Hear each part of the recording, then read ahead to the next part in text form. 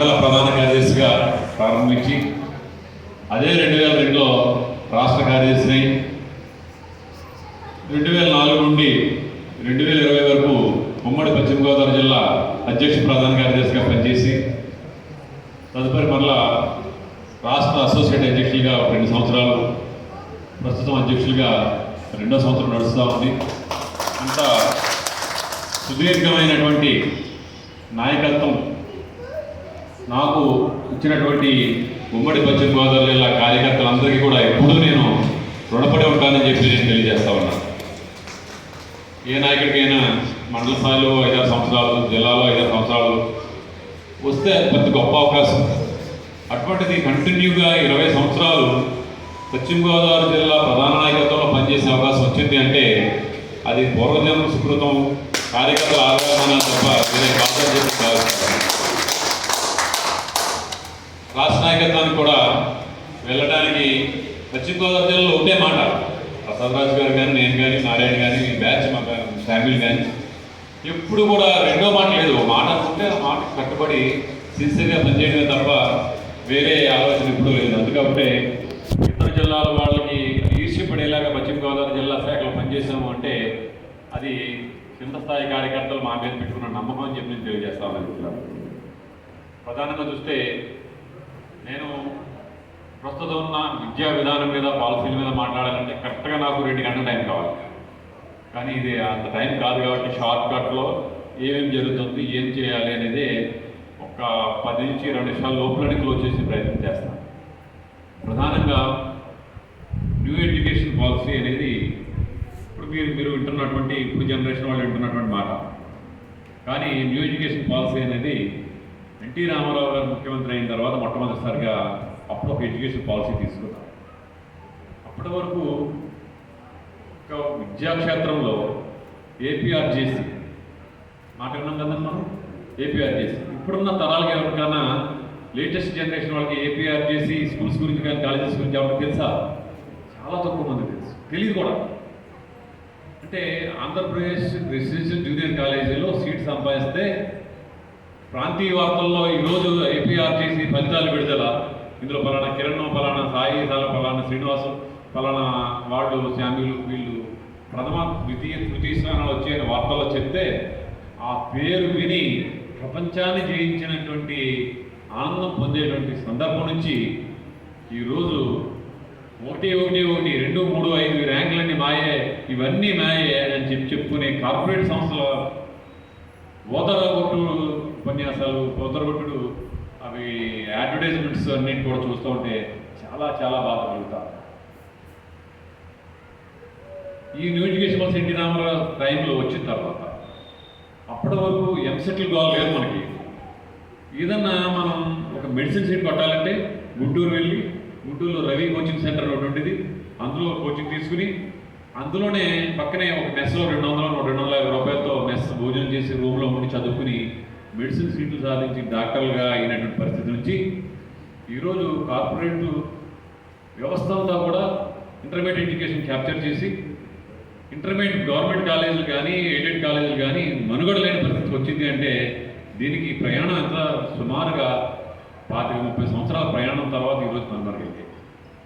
అంటే దీనికి బీజం ఎప్పుడు పడింది? 80స్లోనే పడింది.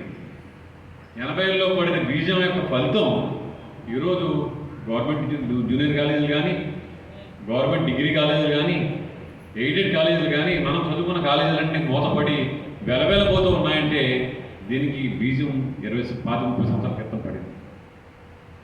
అదే బీజం ఇప్పుడు మరలా న్యూ ఎడ్యుకేషన్ పాలసీలో భాగంగా 117 జీవో, దుర్మార్గమైనటువంటి జీవో వచ్చిన తర్వాత ఈ ప్రభుత్వ విద్యాక్షేత్రం యొక్క మనుగడ ప్రశాంతమైంది. ఇక్కడ మిత్రులు మాట్లాడుతూ ఇక్కడ చాలా ఇబ్బందులు మీద జరుగుతూ ఉన్నాయి. మన ప్రభాకర్ గారు మాట్లాడుతూ ఇక్కడ జరుగుతున్నటువంటి ఇబ్బందుల్లో ప్రధానంగా ప్రాథమిక విద్యాక్షేత్రంలో ప్రతి తరగతి గదికి ఒక ఉపాధ్యాయుడు, మంచి విద్య అందించే క్షేత్రాన్ని కోరుకుంటున్నాం. అది లేకుండా పోయింది. ఈరోజు బడ్జెట్ పెరిగింది, పిల్లలు లేని పరిస్థితి వచ్చిందని చెప్పి చాలా ఆవేదన వ్యక్తం చేశారు. నిజమది. మన ఆలోచన అంతా కూడా 117 జీవో వచ్చినప్పుడు మేము అందరం చెప్పాం, ఇది చాప కింద నీరులో వస్తుంది, మిమ్మల్ని దహించి వేస్తుందని చెప్తే ఎవరికి అర్థం కాల. మొన్న ట్రాన్స్ఫర్స్ అయిన తర్వాత ఒక్కొక్కరు 100 నుంచి 150 కిలోమీటర్లు పరిగెత్తిన తర్వాత ఇప్పుడు అర్థమవుతా అన్నమాట. మనకి ఇంకా చాలా మెరుగు.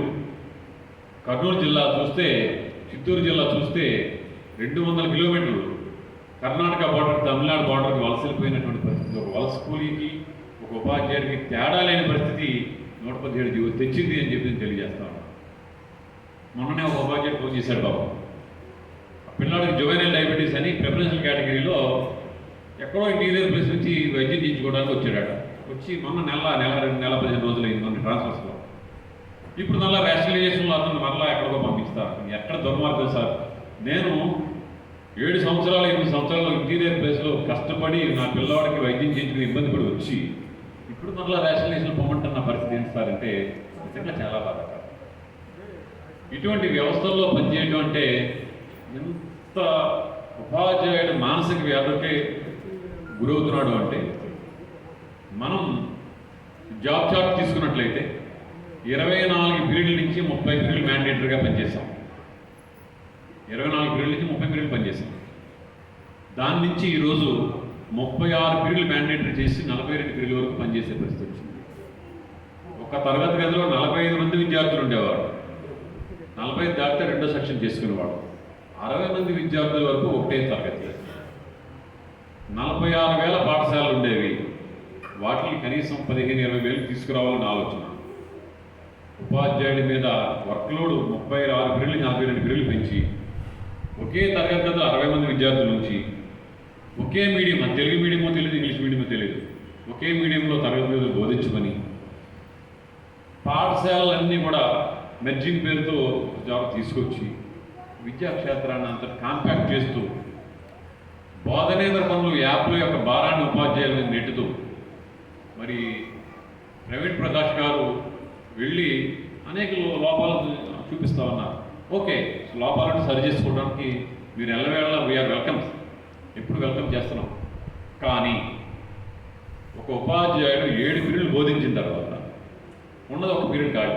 ఆ ఒక్క పీరియడ్లో 7 పీరియడ్లు 7x60 మంది వేసుకోండి, 420 మంది విద్యార్థులు పిల్లలకి డైలీ క్లాస్ వర్క్లు, హోంవర్క్లు, వర్క్ బుక్లు, టెక్స్ట్ బుక్లో ఉండేటువంటి ఎక్సర్సైజ్లు ఇవన్నీ కరెక్ట్ చేయడం ఈజ్ ఇట్ పాసిబుల్ ఛాలెంజ్ చేస్తున్నాం ఈరోజు. బిఎడ్ చదివినటువంటి ఏ జిల్లా స్థాయి, రాష్ట్ర స్థాయి అధికారులైనా ఒకరోజు పూర్తిగా 7 పీరియడ్లు బోధించి 7 పీరియడ్లో బోధించినటువంటి పిల్లలందరి యొక్క వర్క్స్ కరెక్ట్ చేసి ఆ రోజు 8వ పీరియడ్లో కరెక్ట్ చేసి ఇంటికి వెళ్ళిపోతే హ్యాపీగా మేము కూడా దానికి సిద్ధంగా ఉన్నాం. మీరు చేసే సూపర్విజన్కి, మీరు చేసే రిమార్క్స్కి మీరు సిద్ధంగా ఉంటాం. అలా పనిచేసే అధికారులు ఏమన్నా ఒకరోజు వన్ డే సీఎం సినిమాలో చూసినట్టుగా వన్ డే అధికారి టీచర్ గారు అవతారం ఎత్తి ఇవన్నీ ఫుల్ఫిల్ చేసి ప్రవీణ్ ప్రకాష్ గారి మెప్పు పొంది బయటకు వెళితే మేము కూడా దాన్ని సాధారణంగా ఆహ్వానిస్తామని చెప్పాను. మీరు పర్యవేక్షణ పేరుతో ఉపాధ్యాయుల్ని వేధించడం, ఉపాధ్యాయుల్ని మనోభావాలు దెబ్బతినే విధంగా, వాళ్ళను భయభ్రాంతులు గురి చేసే విధంగా ఉంటే ఈరోజు మనుగడ ప్రశ్నార్థం అవుతుంది. ఉపాధ్యాయ వృత్తి పట్ల ఎంతో ప్యాషన్గా వచ్చి ఇప్పుడు వెళ్ళిపోదాం అనిపిస్తుంది నిజంగా కూడా. 62 సంవత్సరాల సర్వీస్ చేయడానికి మీరు ఈరోజు రాజీనామా చేస్తే రేపు మా ఫైనాన్షియల్ బెనిఫిట్స్ అన్ని సెటిల్ చేసేస్తామంటే రాష్ట్ర వ్యాప్తంగా వెళ్ళిపోవడానికి 10,000 మంది అయినా సిద్ధంగా ఉన్నారు ఈరోజు చెప్తా ఉంటే ఎంత ఒత్తిడితో ఉపాధ్యాయుడు పనిచేస్తున్నాడో ఒకసారి ఆలోచించండి. మేము అనేక సందర్భాల్లో గౌరవ విద్యాశాఖ మంత్రి గారి సమక్షంలో కానివ్వండి, విద్యాశాఖ గారి సమక్షంలో కానీ అనేక పర్యాయాలు చెప్తానే ఉన్నాం. అయితే వారి యొక్క విధానం ఉపాధ్యాయుల క్యాడర్స్ అంత 2,42,000 మంది ఉండేవాళ్ళం ఈరోజు 1,72,000 మంది పనిచేస్తూ ఉన్నాం. అంటే సుమారు 70,000 పోస్టులు గత 10 సంవత్సరాల కాలంగా రేషనలైజేషన్ పేరుతో, గత గవర్నమెంట్లో రేషనలైజేషన్ పేరుతో పోయి ఈ గవర్నమెంట్లోకి వచ్చిన తర్వాత రీఅపార్ట్మెంట్ పేరుతో పోతా ఉన్నాయి. పదోన్నతి అనేది అది నిజమా ముద్దుదా తెలియని భ్రమలో పదోన్నతులు వచ్చాయి. 2,500 రూపాయలతో పదోన్నతి తోఫాగా వచ్చారు. మీకు కంపల్సరీ పదోన్నతి అన్నారు, వెళ్ళి జాయిన్ అయ్యారు. తర్వాత ఇది ఉత్తుత్తి పదోన్నతి కాదు, వెనక్కి రండి అన్నారు. మళ్ళా సీనియారిటీ లిస్ట్ రివైజ్ చేశారు. అందులో కొంతమంది మళ్ళా పదోన్నతి పొందారు, కొంతమంది మళ్ళా పదోన్నతి లేదు. అంటే ఒక విధానం, స్పష్టమైన విధానం లేకపోతే 1,72,000 మంది ఈరోజు పనిచేస్తూ ఉన్నాం. 62 సంవత్సరాల ఈ నిబంధన అనేది రేపు జనవరి నుంచి ఎఫెక్ట్ అవుతుంది. 62 సంవత్సరాల వాళ్ళు ఎక్స్టెన్షన్లో ఉన్న వాళ్ళు కూడా రిటైర్మెంట్ అవుతూ ఉంటారు. అదే కనుక మనం జూన్ జూలై నాటికి చూస్తే 30,000 నుంచి 40,000 మంది మొత్తం ఈ 2 సంవత్సరాల్లో స్టే అయిన వాళ్ళందరూ కూడా బయటకు వెళ్తారు. ఈ 4 సంవత్సరాలుగా ఒక్క డిఎస్సి కూడా నిర్వహించలేదు. ఒక్క డిఎస్సి నిర్వహించకుండా ఈ 2 సంవత్సరాల అక్షంలో వాళ్ళు బయట 40,000 మంది బయటకు వెళ్తే ఇంతవరకు డిఎస్సి నోటిఫికేషన్ వేయకపోతే రాబోయే భారాన్ని కూడా ఎవరు మోయాల్సి వస్తుంది ఒకసారి ఆలోచించండి. ఇప్పటికే 42 బిల్లుల భారాన్ని సుమారుగా మోస్తున్నటువంటి ఉపాధ్యాయుడు ఆ భారాన్ని కూడా మోస్తే ఇంక పనిచేసే పరిస్థితి ఉంటుందా అని నేను అడుగుతా ఉన్నా. ఇన్ని ఇబ్బందుల మధ్య బోధన పరిమితమైతే బోధన పనులు చేసి పిల్లలకి న్యాయం చేద్దామంటే ఒకవైపు యాప్స్ కావాలి. ఈ యాప్స్ అన్నీ కూడా కాంప్రహెన్సివ్ చేస్తానన్నారు. ఎంత కాంప్రహెన్సివ్ అయిందో గ్రౌండ్ లెవెల్లో మీకే తెలియాలి. ఏ కాంప్రహెన్సివ్ అయినట్టుగా కానీ వెసులుబాటు అయినట్టుగా కానీ ఎక్కడ కూడా బయటకి ఏమీ న్యూస్ కాదు. ఒక ఉపాధ్యాయుడికి ఇవ్వాల్సిన గౌరవం సమాజం నుంచి ఉపాధ్యాయుడిని దూరం చేసే పరిస్థితి ఎందుకు కనిపిస్తూ ఉంది అంటే, ఉపాధ్యాయుడు పాఠశాలకు వెళ్ళిన తర్వాత విద్యార్థులను తీర్చిదిద్దడానికి అనువుగా ప్రిపేర్ అయ్యి వచ్చి కూర్చుని 2 క్లాసులు చెప్పి 2 క్లాసుల్లో నెక్స్ట్ క్లాస్కి ఏం చెప్పాలో ప్రిపేర్ అయ్యి ఉండే పరిస్థితి ఉండేది. ఈరోజు స్టాఫ్ రూమ్లోకి వచ్చి నెక్స్ట్ క్లాస్కి ఏం ప్రిపేర్ అయ్యి చేద్దామనే ఆలోచన లేదు. కేవలం పూర్తిగా రావడం, పిల్లలు చూసుకోవటం, అధికారుల యొక్క ఒత్తిడి కనబడి ఏ పని చేసుకోవాలి, ఇంటికి వెళ్ళినా కూడా